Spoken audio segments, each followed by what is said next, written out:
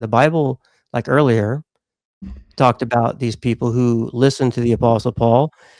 Could they did the Jewish people who listened to the Apostle Paul have the right or the ability or the capacity when listening to the Apostle Paul, and then it says they read the scriptures?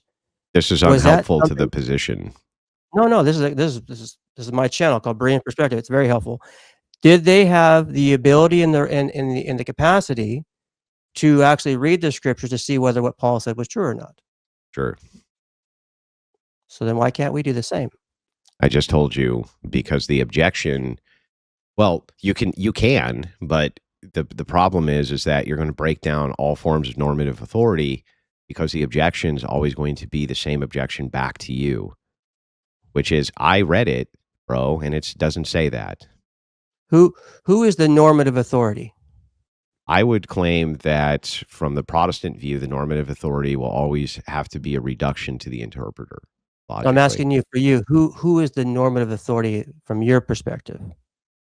I'm not sure how that's relevant to Well, then the why breakdown of should, authority. again, not being rude, I'm like, then why should I listen to what you share if you don't have an answer for why I Because should the believe? conversation isn't revolving around the idea of what I personally believe or what you personally believe.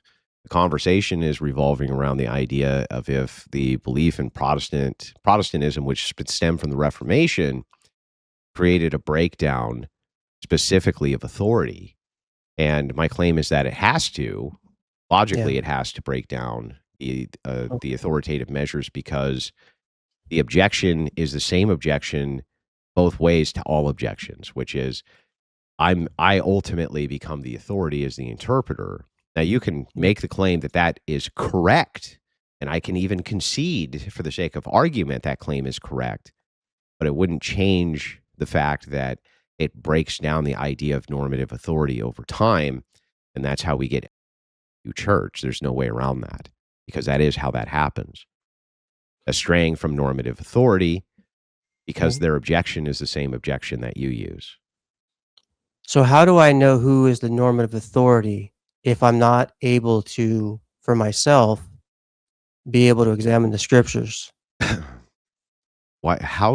Do you understand how that's a red herring and is meaningless to what we're talking about? Sorry, loud noise. Sorry, 1 second there. Go ahead. Sorry, go ahead. All right. Look, let me break it down this way. How you come to know the things that you know is not relevant to this conversation. How it is that you think we ought do things is not relevant to the conversation. All that's actually relevant to the conversation here is it the case that the Protestant Reformation itself leads to a breakdown of normative authority because of the fact that the objections which Protestants will use for what constitutes ultimate authority is reduced to themselves? That's the question that's at hand. Whether I'm right or wrong in my belief structure is irrelevant. Whether you're right or wrong in your belief structure is also irrelevant. All that's actually relevant here is the question itself, which is, does this break down, therefore making the West weaker or not as good or whatever, right? So the idea here is the West worse off because of the Protestant Reformation? The question isn't whether or not it's the case that your worldview is correct or not correct. That's irrelevant. It has no bearing on anything. So what would be, going off what you just said, how do we determine if it's worse off or better off? What is that? How do you determine that? I think that you and I, at least, would probably determine this by looking at normative outcomes.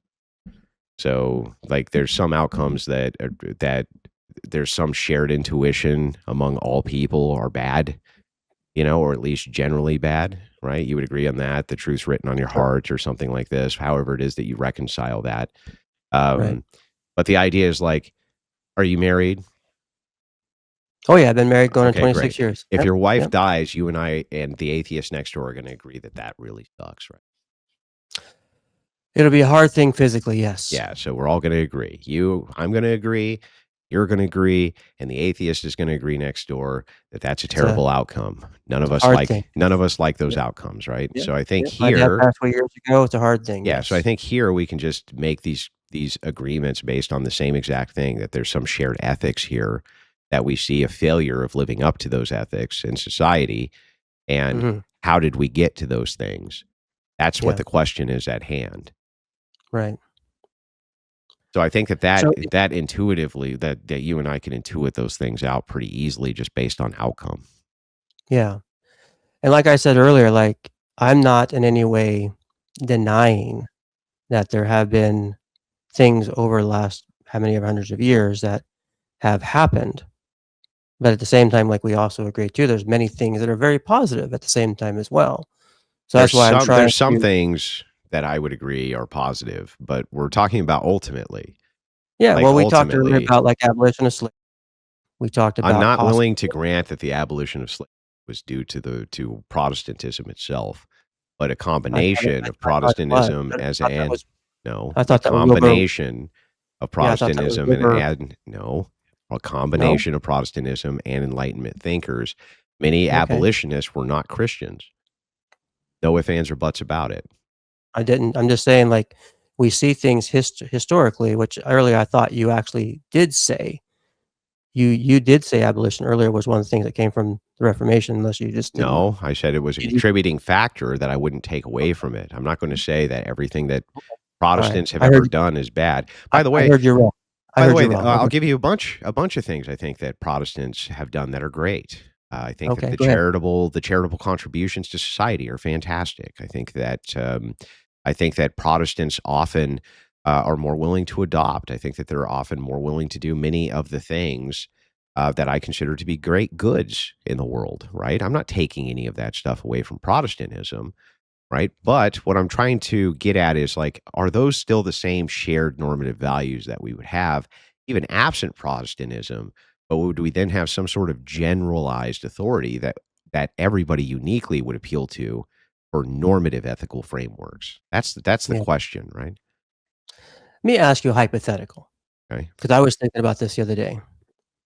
What do you think the world would look like if the Protestant Reformation never happened and Rome was still in control like it used to be back in the 1500s? What do you think the world would look like today? Man, that's a hard question, right? Remember at the beginning I said, now I'll answer it though, but it's a difficult question because now we're getting into the set value of what could have been, Right. right? And I'm only asking what you Versus think. what Yeah, is.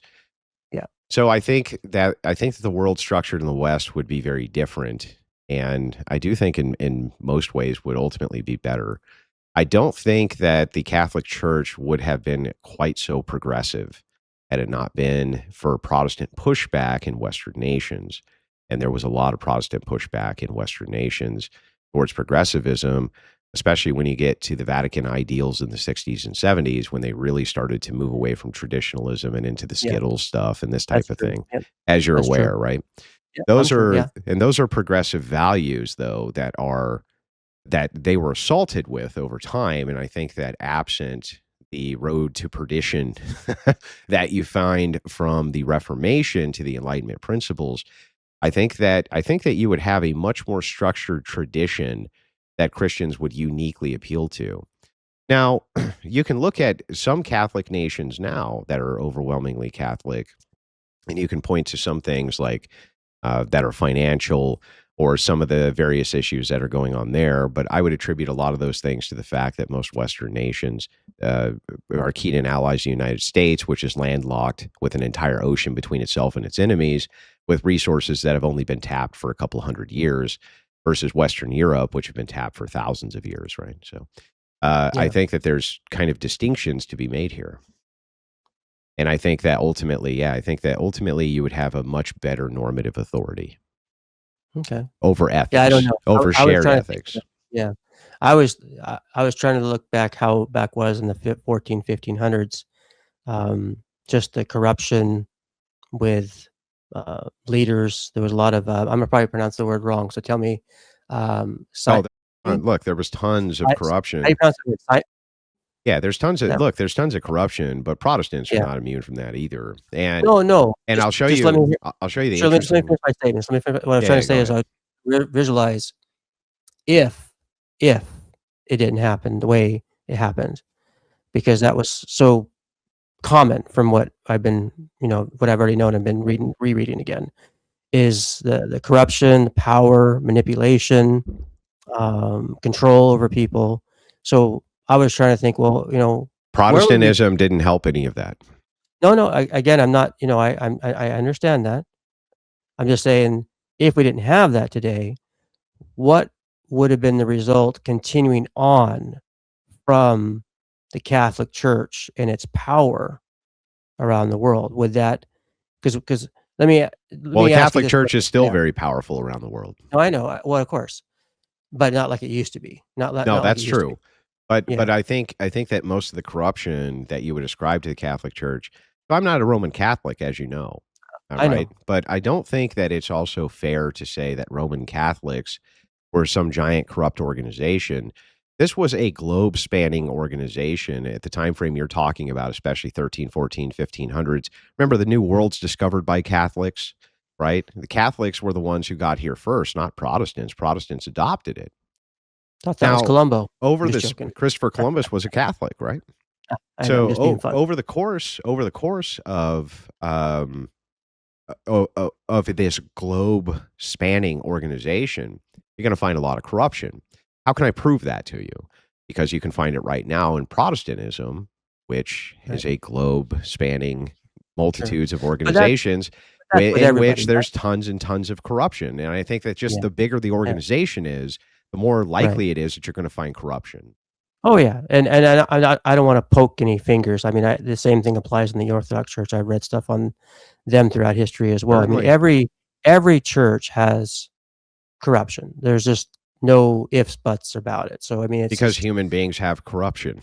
Like, yeah, well, that's just the nature well, I know that's the it was nature of people. I know it was what I was attempting to share last week, or whenever we talked last. So, yeah, um, yeah, I mean, we've had a good conversation today, Andrew. I don't know what else we really would wanna hammer out. Well, I'd like to Yeah. hammer out just in this last key in. Okay, well, Um, then do sure. you think that it is the case that because of the reduction of authority from shifting from some type of collective normative authority? Now, when I say normative, I mean ethical. That's what I'm saying here. Normative means ethical or moral. A shift away from a normative authority, an ethical centralized authority, to Okay. individualistic authority. I, the individual, now am the ultimate authority on what is ethical. You Mhm. think that that has led to some terrible outcomes in society to the point where we can point to them? I mean, we can literally point to them right now in modernity Yeah, because of that standard. Don't you sure, think that that has eroded the sure. social fabric of the West Well, in a really bad way? I wouldn't disagree with some of the things you just said for sure. Like, there's definitely what truth to what you said, but I mean, not that I'm in any way trying to escape what you're saying, but this could be easily said before the Reformation as well. So, What do you it's mean? just but now it's I don't just think it much could. big. It actually couldn't. No. It couldn't be said before You the don't think people challenged the authority before the Now, Reformation? before the Reformation, the way that we viewed rights and individualism was far different. What about, When we viewed rights, in the era that you're talking about, we viewed it human rights as image bearers of God and human dignity. We yeah, didn't view rights as individualistic entitlements, which came from right, the very nature of your existence. That's not how we viewed them. That right. has Well, shifted 180 degrees into each person is an individualistic king. And I think that that's been terrible, the outcome in yeah, society. Good ideas or good things that I can point to for this objection, the objection of authority again and again and again. If the opens up a church and becomes the head preacher, she's just going to say, "Tell me specifically in the Bible where I can't do that." And you'll say, "Well, it's here, here, and here." And she'll say, "Well, I interpret that differently, but we're using the same authority." And right, so because of that, there's no normativity, right. ethical continuity, and I think that that weakens the whole ultimately. Let me give you a biblical example of what I would kind of push back a little bit. So Paul wrote to the Corinthians, and I don't know how much of the Bible. I'm assuming you know the Bible, but I don't know how much you know. No, he writes to the Corinthians a few different chapters: chapter 1, chapter 3, chapter 10, chapter 11. But particularly chapter 1, he says that different people were claiming they're of Apollos, different people were of Cephas, meaning Peter. Some people were following Paul, and then Paul says, "Well, is Christ divided?" So we had people early on, even during the time of the apostles, who were doing their own thing. The super apostles. Well, just hear me out, please. What I'm trying to share with you is nothing is new under the sun. We see early on that people were doing their own thing, but they were needed to be corrected. I respect authority, what Paul would be saying. So what we see globally now with the Reformation, that's much bigger. But historically, we've always had people who have rebelled here and there, done their own thing. I was mentioned a minute ago, I'm going to say if I pronounce his name right, Juan Hus, is that his name? He was in the 1400s. He was burned alive, if I remember correctly, by the Catholic Church. Not trying to be rude or anything, just because he was really trying to get the Bible out there for people to read, and obviously that caused issues. Wycliffe wasn't executed, but he was definitely persecuted before the Reformation. So we do see precursors, if you will, before the big thrust. But even with Luther, and I know Well, you Paul himself was persecuted, sure. and he went to Corinth to unseat the super apostles. He told them this: you've made me a boaster. I have to come to you and tell you, super apostles, Well, he's that actually I have to tell you all of my accomplishments because you say I'm uncouth and I'm a simple right, tent maker and I'm a right, nobody and I don't have right, your social status, et cetera, et cetera, et cetera. But I'm in right, authority, super apostles, not yeah. you. And I who are am the and authority. who were the super apostles? They were a collection of nobility, statesmen, rich people, things like this. I've never heard that before, but okay. Who were they? Um, they were false apostles. They were Yeah, people who but were who they were were they in charging money, status in Corinth? they were charging money and lording over people, and when Paul said that, he was actually, um, like, tongue in cheek, right? He They were wasn't men of being stature of the city, and these who men were of who were they? the super apostles, they were men of stature of the city, and they looked down on Paul because Paul was a simple tent maker. They even brought this Hmm, up. I They thought that he was lowly. They thought that, and by the way, Paul had to tell yeah, them about his many abuses. In fact, yeah. he wrote to him and told him all of the abuses that he had So withstood. Well, hang on. right. He told them all I'm about I'm the various abuses that he had withstood, right? And said to them that you're making a boaster out of me.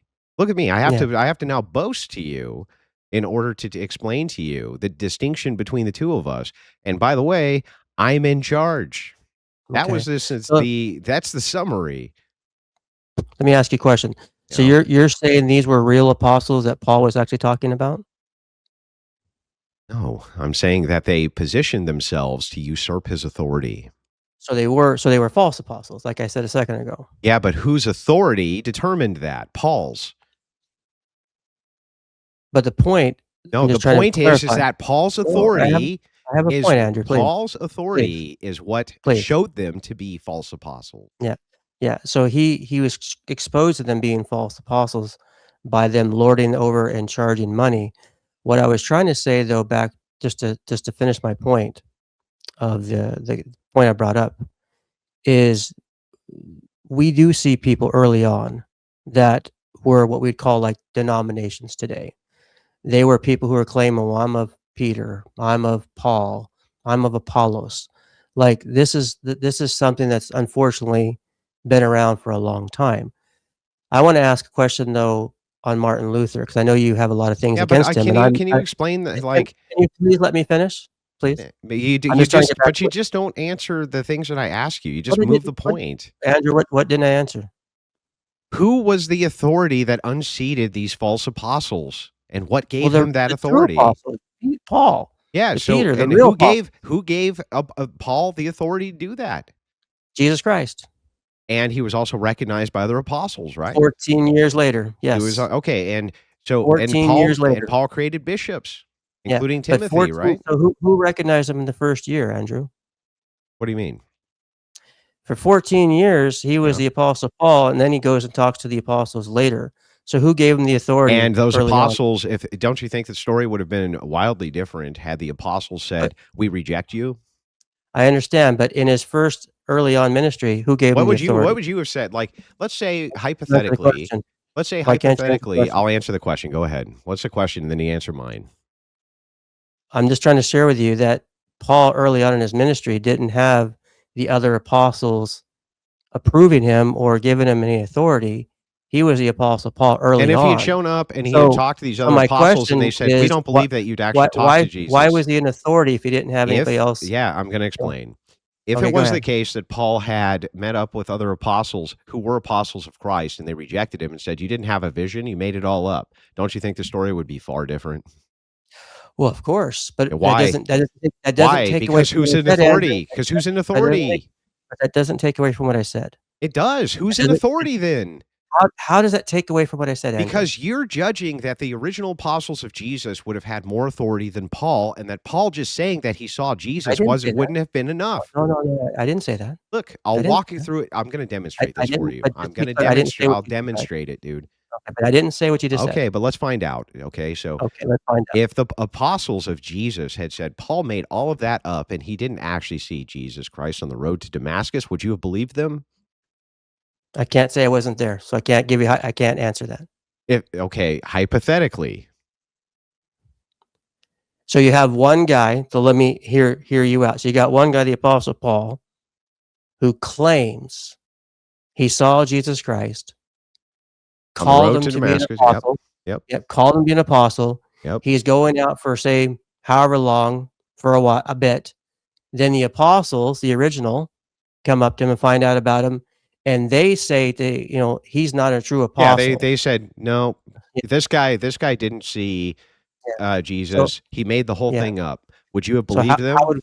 how do we determine Would who's you telling have us the truth? believed them is my question. So, but, so the But my yeah, question how is, would would you have no, believed I wouldn't them? just believe them because they said it, I would have to have a good reason why, Andrew. Because they were the direct apostles of Jesus Christ? Yeah, but how do they know if he didn't see him or not? How do they know that? What if they said because we had divine revelation? And he claimed divine revelation. Yeah, and he claimed it So too. then He who do we said, "Well, believe now? I had divine revelation too, and Yeah. these original apostles of Jesus are wrong."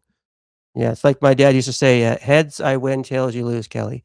So, if both are claiming authority, claiming some kind of supernatural, Yep. but yet they're going against each other, how do we determine truth is what you're asking me? No, I'm gonna ask you again specifically this. Paul says, "Hey, I saw Jesus, Mhm. okay, and he gave me this revelation."